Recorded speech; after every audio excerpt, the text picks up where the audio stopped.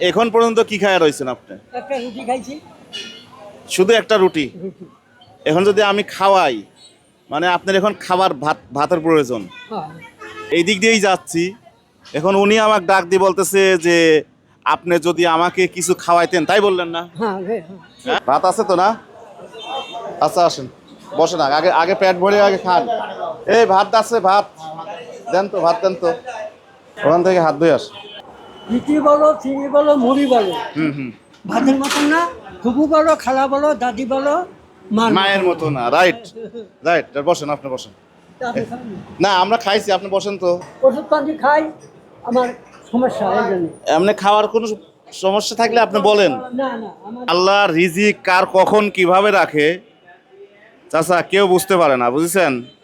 নইলে আমি কেন বা ওইদিকে যাব? আমি তো চলে যাইতে লাগছিলাম বাড়ি, আমি কেন ওইদিকে যাব আর কেনই বা আপনার সঙ্গে আমার দেখা হবে? রিজিক, হ্যাঁ।